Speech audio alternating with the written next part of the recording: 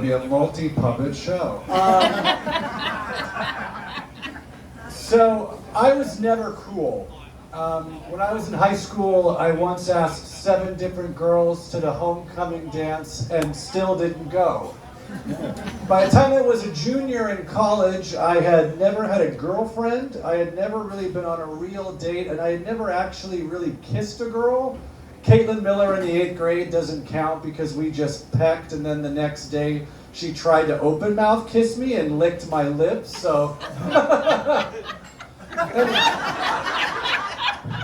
So I'm a junior in college at Cal Poly San Luis Obispo, and it's Halloween, and my friends and I have decided that we're gonna dress up like a 70s basketball team. And so we got these like old jerseys that are tight and short shorts and wristbands, headbands, and we go to this party at a barn, because that's what you do in San Luis Obispo. And at this party I see a friend of mine from high school, and so I go over to say hi, and she introduces me to her friend Susan. Now, her name is not actually Susan because of anonymity, but she's dressed like a character from an 80s movie like Desperately Seeking Susan.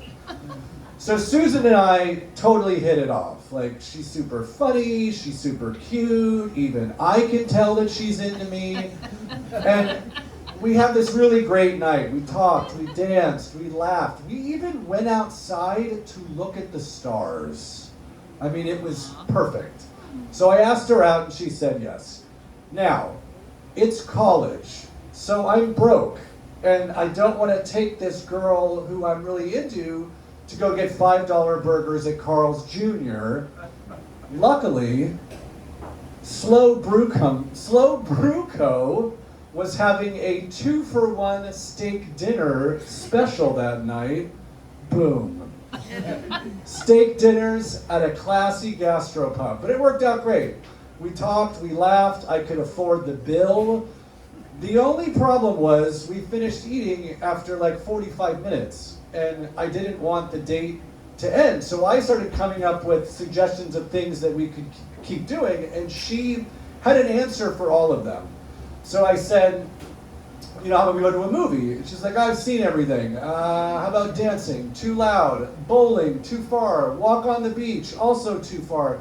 And I realized she's not like coming up with any of her own suggestions. She's just shutting down mine. And I realized she said this because of what she said next, which was, well, why don't we go back to your place? Whoa. Holy shit. Like, remember, at this point, I had never even been to first base. And now I was about to like knock it out of the park. I don't know. I was gonna play baseball that night. However, I did not say yes. When she said, why don't we go back to your place? I said, what are we gonna do there? I said that. And the look on her face was as if like stunned and flabbergasted had a baby. It gets worse. So we decided to go to a mutual friend's house, and she drove, and so we get there and she parks, and she says that she actually thinks she kind of wants to go home, and she implies that I can go with her. To which I said, but we said we'd go to our friend's house.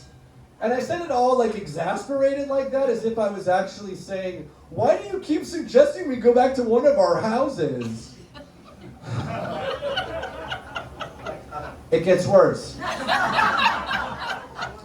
So then she like stops talking, and she's just staring at me and looking at me, and she's giving me the like, hey man, right now would probably be a pretty good time to try to kiss me.